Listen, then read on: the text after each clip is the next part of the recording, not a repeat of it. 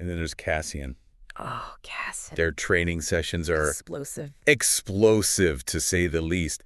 Oh, my gosh. To say the very least. You could practically feel the tension sizzle off the page. I know, it's like classic Maas, that slow burn. Oh, yeah. But, you know, beyond the romantic tension. Yeah. They're training.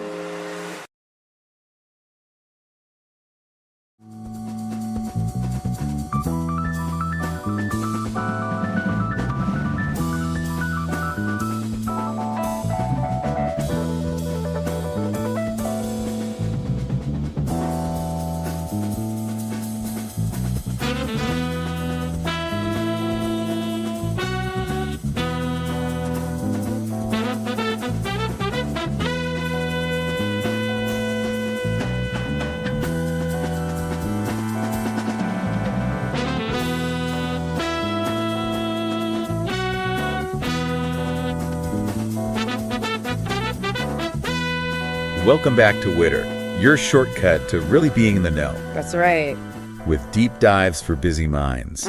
And today, We're diving deep. we are diving deep into A Court of Silver Flames. Yeah. The final book in Sarah J Maas's A Court of Thorns and Roses series. Big one. It is a big one. It is. And this series has taken The fantasy world. the fantasy world by storm. Yeah, it's huge. Especially this book, Yeah. focusing on Nesta, might be the most talked about one yet. For sure. And I think it's because it really, it's not just a standalone story. It really grapples with themes and characters that have resonated with readers throughout the entire series. And it throws us in right from the start. Right away, we're dealing with the cauldron, you know, that magical artifact that can reshape people. Right. Well, Nesta gets a forced introduction to it. Yeah, it's not a spot A. It is not a spot. No, not at all. Yeah.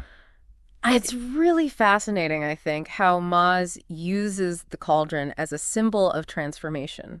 And if you think back to Fair's experience with it in the earlier books, both sisters, they both go through this intense, almost violent rebirth. And it really shapes who they become. Yeah, it's not pretty. No, not at all. And for Nesta, I think it really forces her to confront this darkness that she's been carrying. Yeah. We see her relying on a lot of unhealthy coping mechanisms. You know, alcohol, fleeting relationships. You name it. All of it, yeah. It's all there. There's even that detail about Nesta putting 4 locks on her door. Oh, yeah. Almost as if to keep the world out. It's such a potent image, isn't it? Yeah. I mean, those locks aren't just about physical safety. They're clearly representing all of Nesta's emotional barriers, you know, the walls that she's built to protect herself from pain. And speaking of walls, the book puts her right under the same roof as Fair and Rhysand. Oh, I know. Despite their strained relationship. Oh, yeah, yeah. That's such a clever move by Maas, I think, because it places Nesta in this environment, you know, this environment that symbolizes everything she both resents and desires. Totally. And forces her to confront those feelings head on. And then there's Cassian. Oh, Cassian. Their training sessions are explosive, to say the least. Oh, my gosh. To say the very least. You could practically feel the tension sizzle off the page. I know, it's like classic Maas, that slow burn. Oh, yeah. But, you know, beyond the romantic tension. Yeah. Their training becomes, I think, a powerful metaphor for Nesta's internal struggle. You know, she's learning to fight, she's learning to control her powers. But it's also about, you know, gaining control over her own life, her own trauma. It runs really deep. And it's not just Cassian who's helping her on this journey. She finds this powerful connection with Gwyn and Emery, 2 women who have faced their own battles. And I think that theme of female friendship is so strong in this book. You know, it's these women lift each other up, they challenge each other, they become a force to be reckoned with. Yeah. And it goes beyond, I think, the typical girl power trope. Yeah. It's about genuine support and understanding. Right, absolutely. Which is so important. But just when you think Nesta might be finding her footing, this new threat emerges. Bryolin. She's on this quest to find the cauldron. Oh, no. And let's just say her intentions aren't exactly noble. I think this is where Maas ties the book back to the overarching conflict of the series, you know? The struggle for power, the threat of war, the fight against darkness. Right. Bryolin's ambition really puts everything at stake. And then there's this incredible scene where Nesta journeys into the prison. Oh, tell me about it.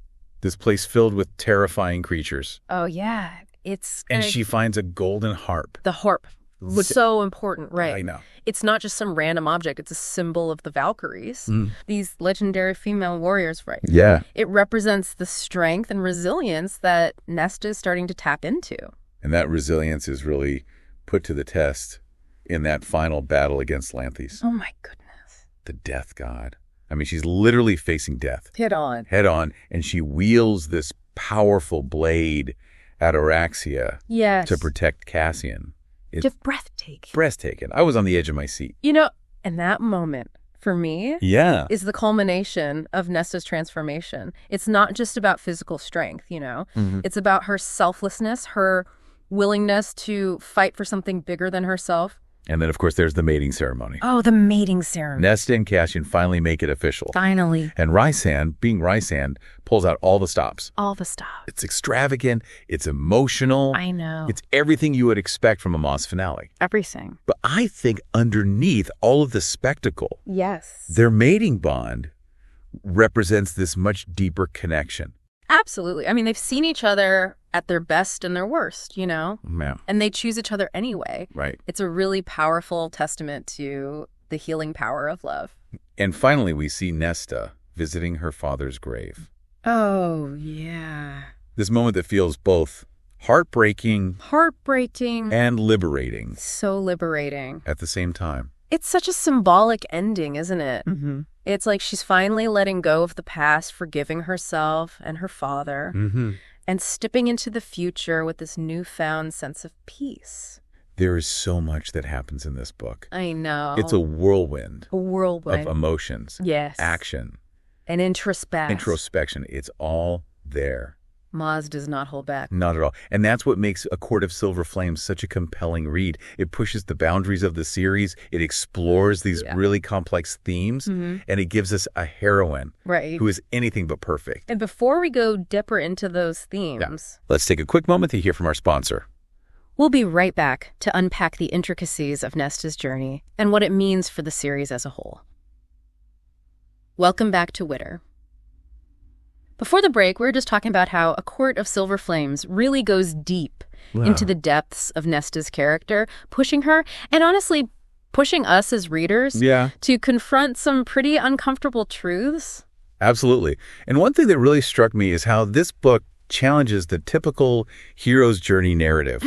Because Nesta's transformation, it's not linear. No. She stumbles, she regresses. Right. She makes choices that some people might even consider morally ambiguous. And that's what makes her journey so relatable, right? I mean, she doesn't fit neatly into a box. She's messy, she's flawed, she's fiercely independent, and she's just constantly grappling with this trauma from her past. It's almost as if Maas is saying, hey, healing isn't always pretty. Right. It's a process. Exactly. And it's okay to not have it all figured out. And that complexity, I think, is reflected in the book's exploration of Illyrian culture. We see that warrior ethos, the emphasis on physical strength. Yeah. But then you have Nesta, Gwyn, and Emery. Right. And they're challenging those traditional notions. Emery especially, I think, stands out. Yes. Because she's told that she can't be a warrior because she's a woman. Right. But she totally defies those expectations. She does. She finds strength in her own way, and it's so empowering to see. And it raises all these questions, right? Yeah. About what true strength really looks like. Yeah. Is it just brute force? Or is it about resilience, adaptability, courage to forge your own path? And let's not forget the power of female friendship in this book. Oh, absolutely. It's a driving force throughout this whole story. That bond between Nesta, Gwyn, and Emery. It's not about competition or rivalry. No. It's about genuine support and understanding. Their dynamic reminded me so much of those classic stories of female warriors fighting side by side, the Amazons or the Valkyries. But Maas gives it that modern twist, exploring the emotional nuances and complexities of these relationships. It's a refreshing departure, I think, from the often cliched portrayal of female friendships that we see in a lot of fantasy literature. Oh, yeah. These women are strong, they're vulnerable, and they lift each other up without sacrificing their individuality. And that theme of empowerment even extends, I think, to the romantic relationship between Nesta and Cassian. Right. It's fiery. Oh, it is. It's passionate. It's deeply sensual. Yeah. But it's also built on this foundation of mutual respect and understanding. Their intimacy is not just physical. No. It's about vulnerability, communication, pushing each other to grow.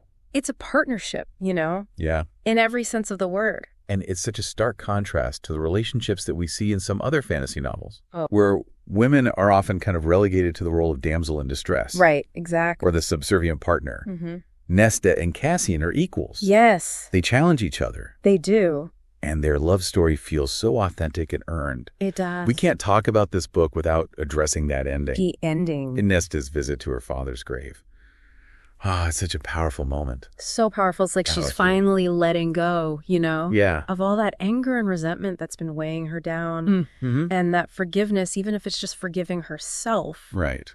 I think is so crucial to her healing. It really ties into the book's broader theme of overcoming trauma. And Nesta's journey is just this reminder that healing is a process. Yes. It's not always linear. No. And it takes courage to confront your past. And that message, I think, resonates so far beyond just the world of Prythian. You know, it speaks to the human experience, the resilience of the human spirit, and just the possibility of finding peace. Right. Even after enduring, you know, profound pain. But amidst all the darkness and the struggle, Maas infuses this book with moments of humor and lightness. Oh, for sure. Like, remember when Nesta insists on a simple mating ceremony? Oh, yeah. And Rysand, being Rysand, orchestrates this, this extravagant celebration imaginary. It's amazing. It's a good reminder that even in the face of adversity, there's always room for joy and laughter. To those little moments, you know, of humor and genuine connection that make the characters feel so real, so relatable. They do. They're not just these figures in a fantasy world. They're people that we could imagine being friends with. You know, people we root for. People we learn from. And I think that's ultimately what makes A Court of Silver Flames such a compelling read, you know? It's a story about transformation.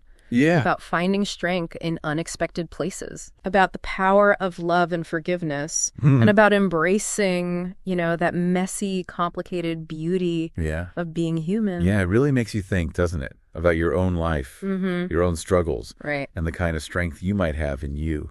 Makes you wonder how the series would have been different if it had been written from Nesta's perspective from the beginning. Oh, interesting. You know, because she was always this character that evoked these really strong reactions from readers. And I think giving her this much space to grow and evolve really adds a whole new dimension to the story we thought we knew. Yeah, I mean, you see those hints, right, of her strength and vulnerability throughout the series. You do, yeah. But it's in this book that she really comes into her own. Totally. And the way Maas connects Nesta's journey to the larger world of Prythian is so masterful. I mean, you see all the political machinations, the looming threat of war, but it's all filtered through this lens of Nesta's personal experience, you know? It's a good reminder that even in these epic fantasies, it's those individual stories, the human connections that really resonate. And speaking of connections, I think the ending leaves us with such a sense of hope, you know? Nesta and Cassian are mated, Fair and Rysand are ruling Prythian. And even Elaine seems to be on the cusp of her own transformation. Her own journey. Yeah. I mean, it's a satisfying resolution, but it hints at new possibilities, you know? New stories waiting to be told. That's the beauty of a series like this. It's this whole world you can just get lost in that feels both familiar and fantastical. I think so. As we wrap up our deep dive into A Court of Silver Flames, we have a few questions for you to ponder. Okay, hit me. What did you find most surprising about Nesta's journey? Ooh, that's a good one. And how did this book change your perspective on the series as a whole? I love that. And maybe most importantly, what does Nesta's story teach us about resilience, about self-belief, and about finding our own unique paths to strength and healing. Let us know Yes. what you think. We love hearing from you, our Witter listeners. Until next time. Keep those pages turning. Yes. And those minds engaged. We'll be back soon with another deep dive into a world that's worth exploring.